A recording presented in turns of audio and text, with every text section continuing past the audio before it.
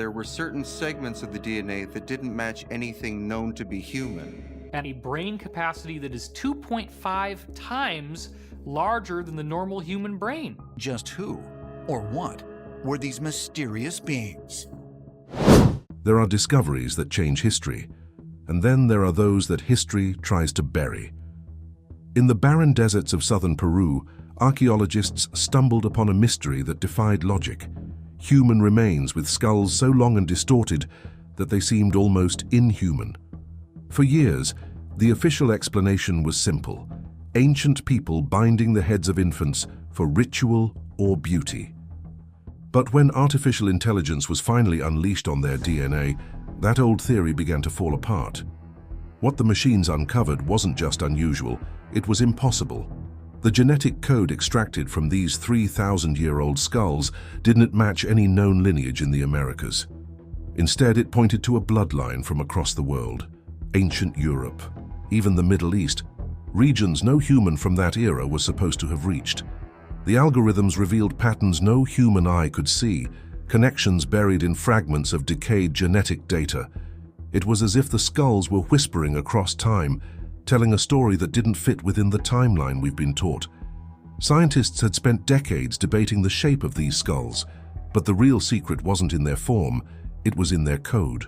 The AI reconstructed the broken strands of DNA like a digital archaeologist, piece by piece, until an image began to emerge. People who weren't supposed to exist there, a migration that shouldn't have happened, and a lineage that vanishes from every known record.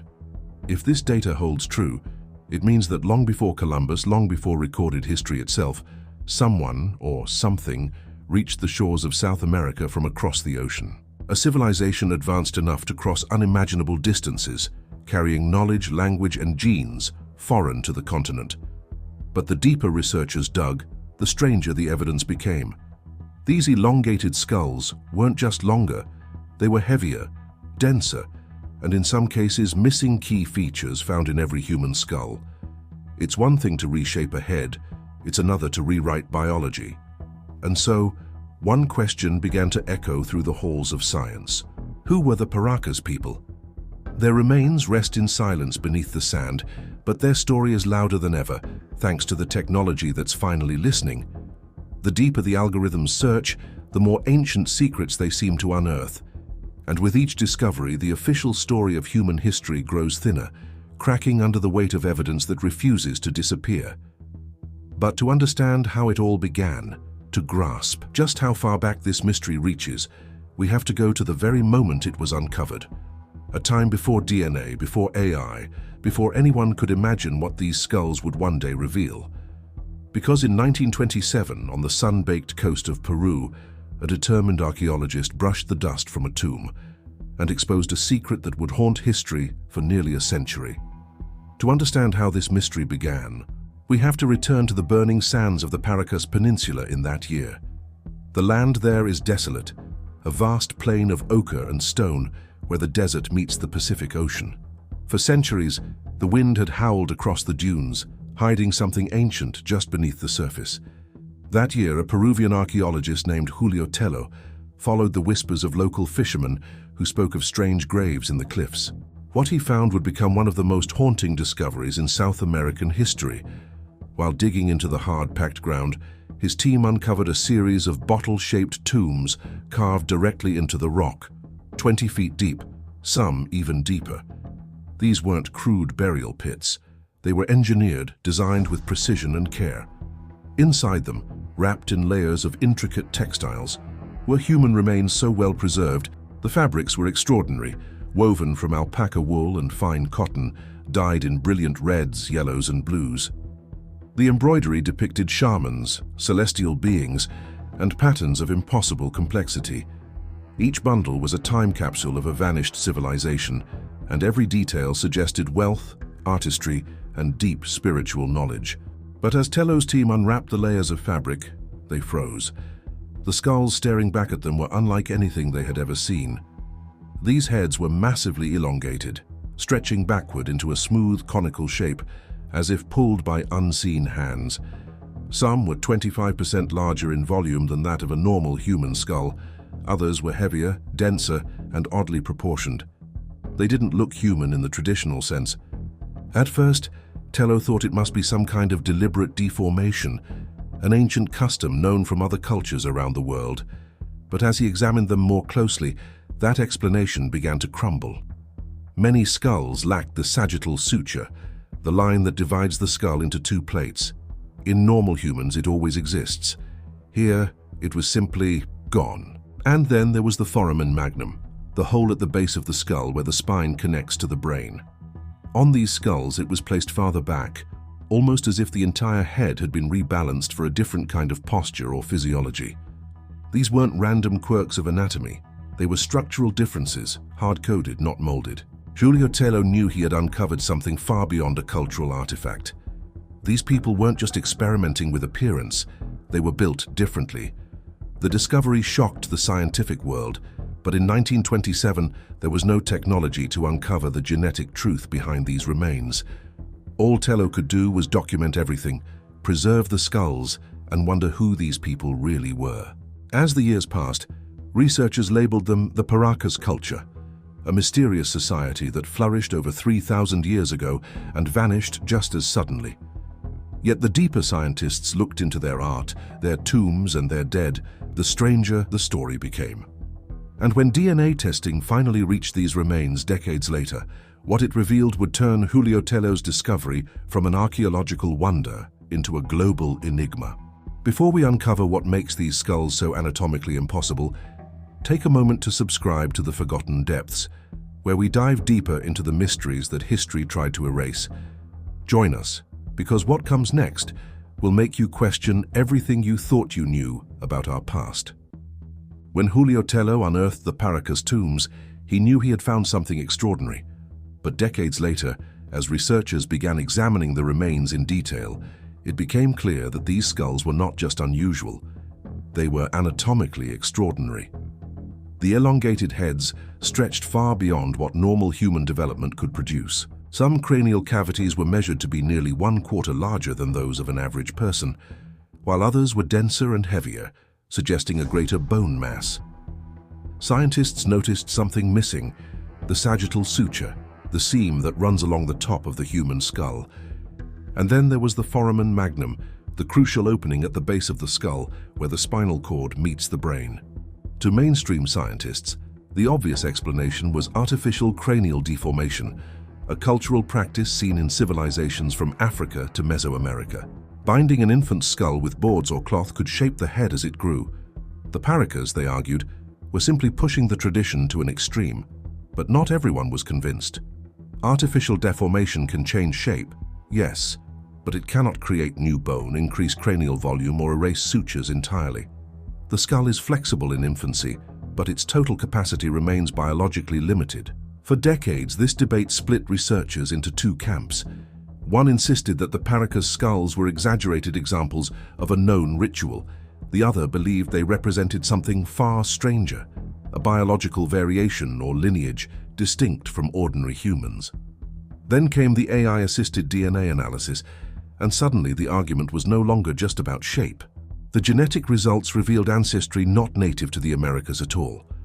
Populations thousands of miles away, across oceans, appeared in the code. It was as if these elongated heads carried a signature from another world entirely. And yet, even with modern evidence, the controversy refuses to die. Museums and institutions cautiously label the skulls as culturally modified, avoiding the deeper implications. Because if the physical differences truly are biological, it means that 3,000 years ago, a group of people fundamentally unlike any known population walked the deserts of Peru. It's a possibility that makes many scholars uneasy. But for those who dare to look closer, the anomalies tell a story that stretches far beyond ritual practice.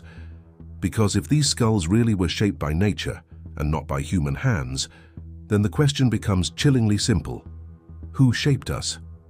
For decades, the Paracas skulls sat in museum archives, strange relics from an age long forgotten. Scientists had studied their shape, their structure, their strange absence of sutures, but there was still one question that no microscope or caliper could answer. Who were these people? That answer wouldn't come from bones, but from the fragile code trapped inside them. When geneticists first attempted to analyze DNA from the Paracas remains, they faced an almost impossible task. 3 millennia of time had shattered the genetic strands into microscopic fragments. Yet with the rise of modern sequencing tools and advanced AI reconstruction, what was once unreadable began to take shape again. Artificial intelligence, built to detect repeating patterns hidden in digital chaos, was turned loose on those fragments. Bit by bit, it began assembling the code like a massive biological puzzle, rebuilding the genetic identity of a civilization that had vanished thousands of years ago. At first, the researchers expected ordinary results. The Paracas people were assumed to be a local Andean population, ancestors of other known Peruvian tribes. Their DNA should have matched Native American haplogroups. The story, in theory, would end there. But that's not what happened. When the AI finished piecing together the mitochondrial DNA, the part passed down exclusively through the mother. The data revealed haplogroups never before seen in the Americas. Instead of tracing back to Asia, as all indigenous lineages do, the sequences pointed toward regions halfway across the world: the ancient Caucasus, the Black Sea, even Mesopotamia, the cradle of civilization itself. To find those markers in skulls buried in the Peruvian desert was like finding an Egyptian pharaoh tomb in the middle of the Arctic. It simply should not exist. The revelation sent shockwaves through the research community. If the data was accurate, it meant that around 1,000 years before the Common Era, people carrying Old World genetic signatures had reached South America, 2 continents away, long before recorded contact of any kind. How could that be possible? According to the accepted model of human migration, the Americas were first populated by people crossing the Bering Land Bridge from Asia roughly 15,000 years ago. No evidence existed for a transatlantic or trans-Pacific voyage in the age of the Paracas. Such a journey would have required advanced navigation, shipbuilding, and astronomical knowledge that mainstream history claims humanity didn't yet possess. Even more astonishing was the purity of some samples. One individual's DNA was so heavily skewed toward this foreign ancestry that it contained almost no recognizable Native American markers at all. That suggested not distant mixing, but a direct and recent arrival from across the sea. If these findings hold true, they don't just rewrite a chapter of history, they erase the entire book. They imply a forgotten civilization that was global, interconnected, and technologically capable of reaching across oceans millennia before Columbus ever set sail. But the DNA results opened another door too, one that many wish had remained closed. Because if these people weren't from the Americas, then who exactly were they, and where did they come from? To answer that, we have to go beyond the data and into the stories, the myths, the symbols, and the forbidden theories that suggest the Paracas weren't just travelers from another land, but perhaps descendants of something even older. Once the AI results leaked into the public, they ignited one of the most controversial debates in modern archaeology. If the Paracas people truly carried genetic markers from Europe and the Middle East, then human history was not the isolated story we were taught. It was global, interconnected, and far older than anyone dared admit. This idea isn't new. It echoes one of the oldest and most forbidden theories in archaeology: diffusionism, the belief that ancient civilizations didn't evolve separately, but were born from a single, highly advanced mother culture that spread its knowledge across the planet. For mainstream academia, diffusionism has long been a taboo subject, often dismissed as pseudoscience. But when you look at the Paracas mystery through this lens, the pieces begin to align almost too perfectly. The theory proposes that long before recorded history, a great civilization, perhaps the same one remembered as Atlantis, collapsed in a global cataclysm. A flood, an asteroid, a shift of the Earth itself, whatever it was, it nearly erased them. The survivors, carrying fragments of their lost technology and knowledge, scattered to the corners of the world. They became the civilizer gods of legend, those mysterious beings in ancient myths who came from the sea, taught humanity agriculture, astronomy, and architecture, and then vanished. Some were said to have long heads, strange features, and knowledge that seemed divine. Sound familiar? According to this theory, one group of those survivors could have reached the coast of ancient Peru. There they intermingled with the local population, creating a new elite class, the Paracas rulers, whose bloodline and traditions reflected their distant origin. Their naturally elongated heads, if real, became the symbol of divine heritage. Over time, the descendants may have practiced artificial head binding to preserve the physical appearance of their ancestors, transforming a genetic trait into a sacred tradition. This could explain why the Paracas skulls are so radically different from other examples of cranial deformation. They weren't imitating a style, they were preserving an identity. Even the Paracas textiles seem to whisper this truth. Their art depicts strange, otherworldly figures with elongated heads, elaborate robes and radiant halos, as if recording encounters with beings that no longer existed. The vibrant imagery, woven with over 190 distinct colors, suggests a society obsessed with memory, lineage, and something lost. And then there are the legends, shared across continents. Stories of ancient teachers from across the sea appear in the myths of the Maya, the Egyptians, the Sumerians, and even the Andean peoples. They all speak of sudden knowledge arriving from nowhere. Could those myths all trace back to the same forgotten event, the same survivors? For those who believe in this connection, the Paracas skulls are not just archaeological artifacts. They are biological evidence of humanity's missing chapter, a living thread linking South America to the Old World and perhaps beyond. Of course, mainstream scientists reject this interpretation, insisting that coincidence and imagination have blurred the facts. But the truth is, every time the Paracas mystery is tested, it refuses to fit neatly back into the history books. And that leaves one final chilling question. If the evidence truly connects the Paracas to an ancient global civilization, why is the world trying so hard to ignore it? As the years passed, the Paracas mystery began to fade from the headlines, but not from the minds of those who had seen the data. Behind closed doors, whispers started circulating through academic circles. Some claimed the truth about these skulls was being quietly buried, locked behind museum walls and bureaucratic restrictions. The Paracas remains are held in various institutions across Peru, yet independent researchers have repeatedly complained that requests for new DNA testing are denied or delayed. The official reasoning is always the same. The samples are too fragile, the preservation too delicate. But critics see something else, a pattern of avoidance. If the remains were simply examples of head binding, why not prove it once and for all? Why restrict access to what should be an open chapter of human history? For skeptics, it looks less like caution and more like control. Because the full confirmation of Old World DNA in South American remains would do more than raise eyebrows. It would detonate the foundation of archaeology as we know it. It would mean the Americas were visited by advanced seafarers thousands of years before Columbus. It would validate myths long dismissed as fantasy. It would force history itself to start over. And that, some say, is precisely why the truth remains buried. Admitting such a mistake would be an academic earthquake, shattering careers, rewriting textbooks, and redefining human origins. Far easier to dismiss the findings, label them inconclusive, and let time erase the questions. But questions have a way of surviving. The Paracas skulls have become more than bones in a museum. They've become a symbol, a challenge to authority, a reminder that history is written by those who control the evidence. Each elongated skull is a silent protest against the comfortable version of the past we've been taught.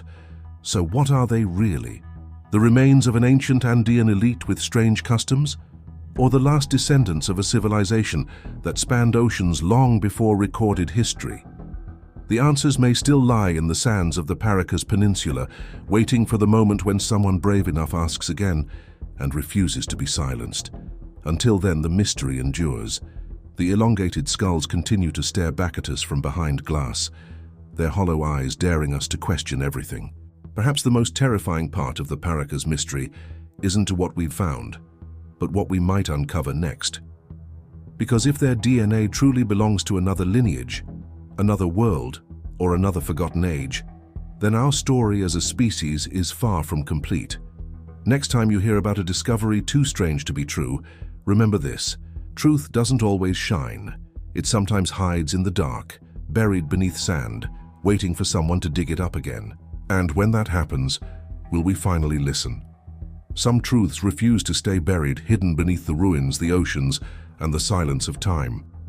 If you're drawn to uncover the secrets that history fears to tell, subscribe to The Forgotten Depths and continue the journey into the mysteries that lie just beyond what we were allowed to know.